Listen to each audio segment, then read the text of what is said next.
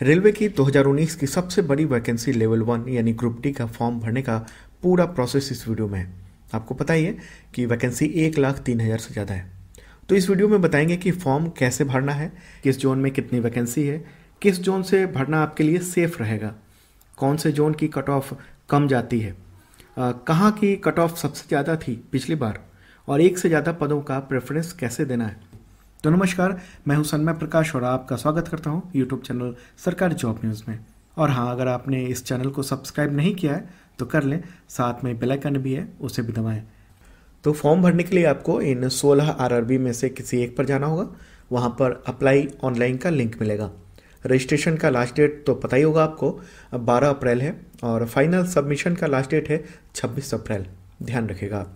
तो यहाँ पर न्यू रजिस्ट्रेशन पर जाइए। यहाँ कम्युनिटी पूछा गया है, सिलेक्ट कर लो जो भी हो आप, अनरिजर्व हो या रिजर्व कैटेगरी से, इनमें से कोई सा एक हो तो उनमें कर लो। इसके बाद एक्स सर्विसमैन पूछा गया है, कोर्स कंप्लीटेड एक्ट अप्रेंटिसशिप और PWD के बारे में पूछा गया है। तो यस या नो कर लो, मैंने नो कर दिया है।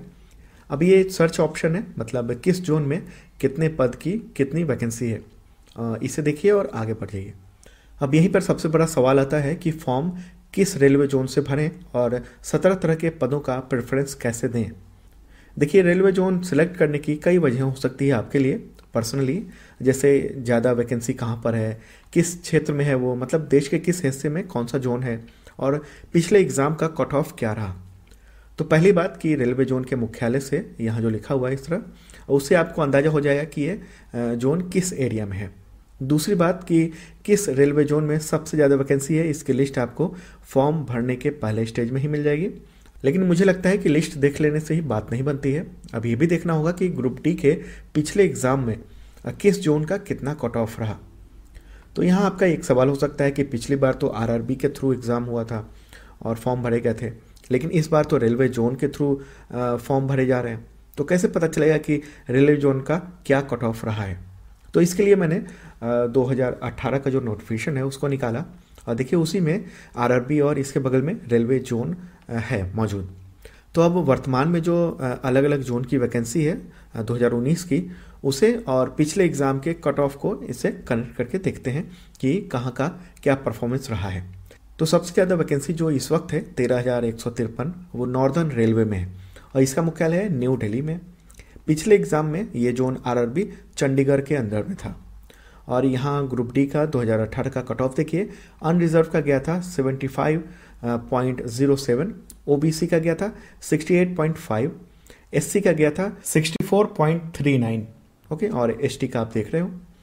वैकेंसी के नज़रिए से इस वक्त दूसरा स्थान रखता है ईस्टर्न रेलवे, जहाँ पर 10,873 पद हैं। तो इसका मुख्यालय कोलकाता में है और पिछले एग्ज़ाम में ये जोन आरआरबी कोलकाता के अंडर में था और यहाँ का कट ऑफ सबसे हाईएस्ट गया था। देखिए, अनरिजर्व का कट ऑफ 80.57 था, ओबीसी का 71.77 और एससी का 71.6 था। अब देखिए, यहाँ पर पद तो ज़्यादा है लेकिन कट ऑफ बहुत हाईएस्ट है, तो इसको सोचना होगा। अब वेस्टर्न रेलवे को देख लेते हैं, जो वैकेंसी में तीसरा स्थान रखता है इस वक्त। यहाँ पर 10,734 पद हैं और मुख्यालय है इसका मुंबई। पिछले एग्ज़ाम में यानी 2018 के ग्रुप डी एग्ज़ाम में ये जोन आरआरबी अहमदाबाद के अंडर में था और उसका कट ऑफ गया था अनरिजर्व का 71.86, ओबीसी का 66.77, एससी का 60.85। अब देखिए साउथर्न रेलवे को, जहां 2019 में चौथी सबसे बड़ी वैकेंसी है। टोटल पोस्ट है 9,579। पिछले एग्ज़ाम में ये जोन आरआरबी चेन्नई के अंडर में था। यहाँ का अनरिजर्व का कट ऑफ 71.53 था, ओबीसी का 68.63 और एससी का 61.56 था, ओके। अब सेंट्रल रेलवे को देख लेते हैं, 9,345 वैकेंसी है और मुख्यालय मुंबई में है। अब पिछले एग्ज़ाम में ये आरआरबी मुंबई के अंडर में था और कट ऑफ था पिछला अनरिजर्व का 67.96, ओबीसी का 63.08 और एससी का 58.88। साउथ सेंट्रल रेलवे में देखिए 9,328 वैकेंसी है इस वक्त और मुख्यालय सिकंदराबाद में है। पिछली बार आरआरबी सिकंदराबाद के अंडर में ये एग्ज़ाम हुआ था, तब कट ऑफ अनरिजर्व का था 69.79, ओबीसी का 65.69 और एससी का 59.92 था। साउथ वेस्टर्न रेलवे में इस वक्त वैकेंसी है 7,167 यानी 7,167। इसका मुख्यालय हुबली में है, जबकि पिछला जो एग्ज़ाम हुआ था वो आरआरबी बेंगलोर के अंडर में हुआ था और उस वक्त कट ऑफ कम था। अनरिजर्व का 62.01, ओबीसी का 56.6 और एससी का 49.65 रहा था। नॉर्थ वेस्टर्न रेलवे को देखते हैं। यहाँ पर वैकेंसी इस वक्त है 5,249। मुख्यालय है जयपुर और पिछला एग्ज़ाम हुआ था आरआरबी अजमेर के अंडर में। अनरिजर्व के लिए यहाँ पर कट ऑफ था 73.73, ओबीसी के लिए 70.1 और एससी के लिए 63.37। साउथ ईस्टर्न रेलवे में 4,914 वैकेंसी है। पिछली बार एग्ज़ाम इसका आरआरबी रांची के अंडर में हुआ था। कट ऑफ था यहाँ का अनरिजर्व का 76.3, ओबीसी का 71.44 और एससी का 62.41। नॉर्थ सेंट्रल रेलवे में वैकेंसी इस वक्त 4,730 और मुख्यालय है इलाहाबाद और पिछला एग्ज़ाम हुआ था आरआरबी इलाहाबाद के अंडर में। कट ऑफ अनरिजर्व के लिए 74.57 है, ओबीसी के लिए 69.78 है और एससी के लिए 62.92 रहा था। वेस्ट सेंट्रल रेलवे में 4,019 वैकेंसी है। मुख्यालय जबलपुर है और पिछला एग्ज़ाम हुआ था आरआरबी भोपाल के अंडर में। कट ऑफ था अनरिजर्व का 75.03, ओबीसी का 70.75 और एससी का 63.51। नॉर्थ ईस्टर्न रेलवे में 4,002 वैकेंसी है और मुख्यालय गोरखपुर है। पिछला एग्ज़ाम आरआरबी गोरखपुर ने करवाया था और तब कट ऑफ अनरिजर्व का 73.9 था, ओबीसी का 69.27 और एससी का 60.92 था। ईस्ट सेंट्रल रेलवे में अभी वैकेंसी है 3,563। इसका मुख्यालय पटना है। पिछला जो एग्ज़ाम हुआ था वो आरआरबी पटना के अंडर में हुआ था। कट ऑफ है यहाँ का अनरिजर्व का 77, ओबीसी का 72.51 और एससी का 61.64। नॉर्थ ईस्ट फ्रंटियर रेलवे यहाँ पर 2,894 वैकेंसी है। मुख्यालय है गुवाहाटी। पिछला एग्ज़ाम आरआरबी गुवाहाटी के अंडर में हुआ था और कट ऑफ अनरिजर्व के लिए था 77.09, ओबीसी के लिए 72.22 और एससी के लिए 67.39 रहा। ईस्ट कोस्ट रेलवे को देखिए, यहाँ पर 2,555 वैकेंसी है और हेडक्वार्टर है भुवनेश्वर। एग्ज़ाम हुआ था पिछली बार 2018 का आरआरबी भुवनेश्वर के अंडर में और उस वक्त कट ऑफ अनरिजर्व का 73.86 रहा, ओबीसी का 69.13, एससी का 60.82। अब आखिरी देखते हैं साउथ ईस्ट सेंट्रल रेलवे। यहाँ पर वैकेंसी है 2019 में 1,664। हेडक्वार्टर इसका बिलासपुर में है। ग्रुप डी का जो एग्ज़ाम हुआ था पिछला वो भी आरआरबी बिलासपुर के अंडर में हुआ था। पिछले एग्ज़ाम में अनरिजर्व का कट ऑफ 70.22 था, ओबीसी का 66.07 था, एससी कम्युनिटी के लिए 59.5 था। तो आपने देखा कि किस जोन में कितनी वैकेंसी है और पिछला जो कट ऑफ था वो क्या था। एक बात आप ध्यान रखिएगा कि ये नॉर्मलाइजेशन के बाद का कट ऑफ है। कुछ आरआरबी में काफ़ी ज़्यादा अंतर होता है, जैसे आरआरबी कोलकाता का 80 के आसपास पहुंच गया था। ओके, तो आप इसका हेल्प लेकर अपने मनपसंद का रेलवे जोन चुन लेना और फॉर्म भर देना। देखिए, आप ऐसा भी मत सोचना कि सबसे ज़्यादा वैकेंसी जहाँ पर है वहीं से फॉर्म भर लेना अच्छा रहेगा, क्योंकि ज़्यादातर लोग तो वहीं से फॉर्म भरेंगे। तो आप सोच समझ के टाइम लगा के इसे चूज करना कि आपको कहाँ से फॉर्म भरना है। आई होप आपको क्लियर हो गया होगा रेलवे जोन और लास्ट ईयर कट ऑफ को लेकर। अगर कोई क्वेश्चन आपके मन में है तो आप कमेंट बॉक्स में लिखिए, मैं हर क्वेश्चन का जवाब देता हूँ। पिछले वीडियोस का भी आंसर लगातार हम लोग दे रहे हैं।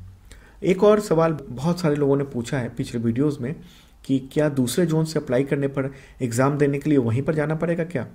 तो बता दूं कि देश भर के चाहे किसी भी जोन में आप अप्लाई कर रहे हो, लेकिन सीबीटी आपके शहर या उसके आसपास के डिस्ट्रिक्ट में ही होगा। लेकिन पीईटी यानी फिजिकल एफिशिएंसी टेस्ट, वो एग्ज़ाम देने के लिए आपको उस जोन में जाना पड़ सकता है। आगे बढ़ने से पहले आपसे रिक्वेस्ट है कि आप इस वीडियो को लाइक ज़रूर करें अगर आपको ये पसंद आ रहा है, वीडियो आपके काम का है तो, और अपने दोस्तों को जरूर शेयर कीजिएगा। अभी शेयर कर लें। तो अब फॉर्म भरने के अगले प्रोसेस की ओर चलते हैं। इसमें काफ़ी टाइम लगा आपको समझाने में। ओके, तो मैंने सेंट्रल रेलवे को चुना है, आप अपने मुताबिक इसे सेलेक्ट करना। यहाँ पर ये इंपॉर्टेंट मैसेज है कि एक बार जोन सेलेक्ट करने के बाद आप चेंज नहीं कर सकते हैं। अब ये रहा पूरा प्रोसेस फॉर्म भरने का। 11 स्टेज में फॉर्म भरने हैं। आप पूरा ज़रूर पढ़ लेना, हिंदी में भी है। यहाँ पर सिलेक्टेड रेलवे आ गया है। अपना नाम टाइप करें 2 बार, date of birth, Aadhaar number है तो डालिए वरना छोड़ दीजिए, father's name, mother's name, minimum educational qualification fill करें, 10th बोर्ड कौन सा था वो चूज कर लें। अब 10th का रजिस्ट्रेशन नंबर मांगा जा रहा है। कईयों ने पूछा है कि इसका क्या मतलब है, तो ये 10th एग्ज़ाम का रोल नंबर है, ओके, जो रजिस्ट्रेशन नंबर कहते हैं। अब पासिंग ईयर भरें, मोबाइल नंबर 2 बार फिल करना है, फिर ईमेल आईडी डालें, कैप्चा कोड को फिल करके यहाँ क्लिक करें और सबमिट बटन दबाइए। अब आपके सामने डिटेल है, चेक कर लीजिए कि कोई इन्फॉर्मेशन गलत तो टाइप नहीं हो गया है, उसे ठीक कर लीजिए। अब कंफर्म पर क्लिक करके आगे बढ़ते हैं। अब आप रजिस्टर्ड हो चुके हैं, रजिस्ट्रेशन हो चुका है आपका। रजिस्ट्रेशन आईडी को नोट कर लें, पासवर्ड आपका डेट ऑफ बर्थ है। अब ईमेल और मोबाइल पर OTP आया होगा, उसे फिल करें और वैलिडेट करें। अब आप एप्लीकेशन स्टेटस वाले पेज पर आ गए हैं, यहाँ अप्लाई करें। अब एलिजिबिलिटी क्राइटेरिया भरना है, educational qualification, nationality, community, gender और रिलीजन का ऑप्शन चुनें। अगर आप दिव्यांग या एक्स सर्विसमैन हैं तो यस पर क्लिक करें और अपने जो डॉक्यूमेंट है, प्रमाण पत्र हैं, उसकी डिटेल आप यहाँ पर फिल कर दें। अब अप्रेंटिसशिप के बारे में पूछा गया है। अगर आपने अप्रेंटिसशिप किया हुआ है तो इसे भरें। रेलवे से अप्रेंटिसशिप करने वालों के लिए सीट कुछ रिजर्व है और उन्हें अप्रेंटिसशिप की जो अवधि है, मतलब मैक्सिमम 3 साल, उसका एज लिमिट का छूट भी मिलेगा। लेकिन अगर आपने रेलवे के अलावा किसी दूसरी जगह से अप्रेंटिसशिप किया हुआ है तो सिर्फ उस अवधि के एज लिमिट में छूट मिलेगी, मतलब जितने टाइम का आपने अप्रेंटिसशिप किया है, ओके। अप्रेंटिसशिप का मतलब सिर्फ ITI वाला है। डिप्लोमा या इंजीनियरिंग या ग्रेजुएट अप्रेंटिसशिप को एज लिमिट में छूट नहीं मिलेगी, इंपॉर्टेंट बात है। तो देखिए मैंने नो कर दिया है। आप क्वेश्चन है कि क्या आप सरकारी कर्मचारी हैं, तो यस या नो कर दें। इसके बाद आगे पूछा है रेलवे एम्प्लॉई है, तो ये भी नो। अब ये इकोनॉमिकली बैकवर्ड क्लास का ऑप्शन है, यानी EBC, जिसके परिवार की सालाना आय 50,000 रुपये से कम है, और यस लिखने पर उसे सर्टिफिकेट की डिटेल डालनी होगी। इससे फ़ायदा ये होगा कि उनको फ्री में एग्ज़ामिनेशन सेंटर तक आपको जाने के लिए पास मिल जाएगा। इसके अलावा जो फ़ी है नॉर्मली 500 रुपया, तो इनको 250 रुपया ही देना होगा। तो अब सबमिट कर दें। अब आप इम्पोर्टेंट सेक्शन में आ जाते हैं, पोस्ट प्रेफरेंस देना है। यहाँ पर ध्यान रखिएगा अपना मेडिकल स्टैंडर्ड। आप चश्मा पहनते हो तो भी ज़्यादातर पदों के लिए अप्लाई कर सकते हो। हाँ, असिस्टेंट अपॉइंटमेंट के लिए आंख बिल्कुल ठीक होनी चाहिए, चश्मा ना लगाते हो आप। अगर आप कलर ब्लाइंड हैं तो भी आप अप्लाई कर सकते हैं। 17 तरह के पदों में से 5 तरह के पद कलर ब्लाइंड के लिए भी हैं। कुछ पदों के लिए तो अगर ब्लाइंड भी हैं तो आप अप्लाई कर सकते हैं। मेडिकल स्टैंडर्ड की डिटेल वीडियो के डिस्क्रिप्शन में है, आप उसे चेक जरूर कर लेना। यहाँ बता दूँ कि सबसे ज़्यादा पद रेलवे के इंजीनियरिंग डिपार्टमेंट में है। कुछ आउटडोर वर्क हैं तो कुछ इंडोर वर्क वाले भी जॉब हैं, तो आप सोच समझ के प्रेफरेंस दे देना। इस तरह जितने पद हैं उतने ऑप्शन आपके सामने आएंगे, ओके। और प्रेफरेंस देना है 1, 2, 3, 4, तो जो आपका ज़्यादा फेवरेट पद है उसके लिए 1 डालें, उसके बाद फिर 2 डालें दूसरे वाले। देखिए अब यहाँ पर समरी आ गई है, कोई गलती है तो एडिट करके ठीक कर लें, अन्यथा कन्फर्म पर क्लिक करिए। अब एप्लीकेशन फ़ी का ऑप्शन है, क्लिक करके फ़ी जमा कर दें, ऑनलाइन या ऑफलाइन कोई भी माध्यम से। तो अभी तक के स्टेज में अगर कोई कन्फ्यूजन है तो आप तुरंत कमेंट कीजिए, मैं जवाब दूंगा। हमारी टीम आपके लिए अवेलेबल है। हाँ, कुछ घंटे लग सकते हैं आपको जवाब देने में, क्योंकि बहुत सारे हज़ारों कमेंट्स आ रहे हैं। अब वापस एप्लीकेशन स्टेटस वाले पेज पर आ जाएंगे आप। यहाँ पर फिल एडिशनल डिटेल्स पर क्लिक करना है। क्वालिफिकेशन पहले से फिल रहेगा। अगर आपने 10th के आधार पर फॉर्म भरा है तो 10th, या ITI के आधार पर फॉर्म भरा है तो ITI का। यहाँ पर बोर्ड, स्टेट, डिस्ट्रिक्ट, मार्क्स और परसेंटेज फिल करना है। अब पूछा गया है कि क्या आपके पास ITI की योग्यता है। अगर हाँ तो यस पर क्लिक कर दें और डिटेल ज़रूर डालिएगा।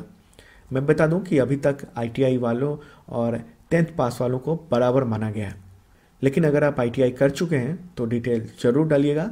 हो सकता है कि फाइनल सिलेक्शन के समय ITI वालों के लिए कोई बेनिफिट का अनाउंसमेंट हो जाए, ऐसी उम्मीद की जा रही है। देखिए अब हायर एजुकेशन का डिटेल देना है। अगर हायर एजुकेशन का क्वालिफिकेशन है तो भर दें, अन्यथा इसको छोड़ दें। अब मदर टंग सेलेक्ट करिए। यहाँ पर इंपॉर्टेंट ऑप्शन है, देखिए सीबीटी एग्ज़ाम के दौरान क्वेश्चन का जो फॉर्मेट होगा डिफ़ॉल्ट रूप से इंग्लिश तो रहेगा ही, इसके अलावा एक और लैंग्वेज होगा जिसे आपको चुनना है। तो मैंने हिंदी सिलेक्ट कर लिया है, तो एग्ज़ाम के दौरान मेरे क्वेश्चन इंग्लिश और हिंदी दोनों में रहेंगे। अब ऑप्शन है फ्री में रेलवे पास चाहते हैं तो यस या नो करें। ये SC ST और इकोनॉमिकली बैकवर्ड क्लास के लिए है।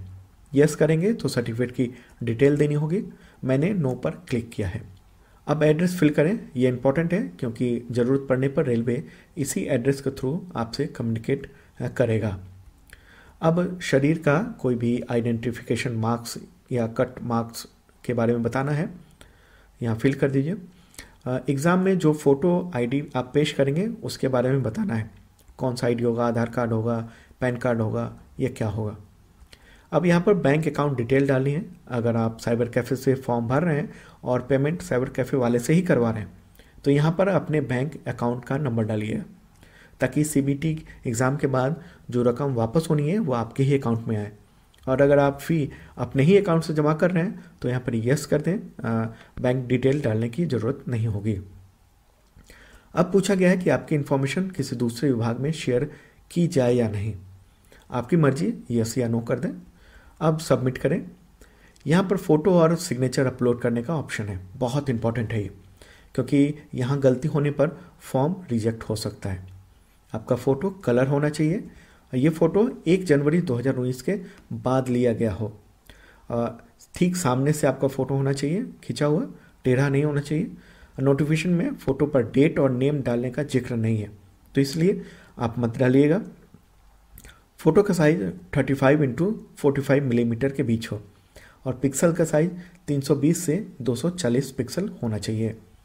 अब फ़ोटो का साइज़ 20 से 50 KB के बीच होना चाहिए और ये JPG या JPEG फॉर्मेट में होना चाहिए।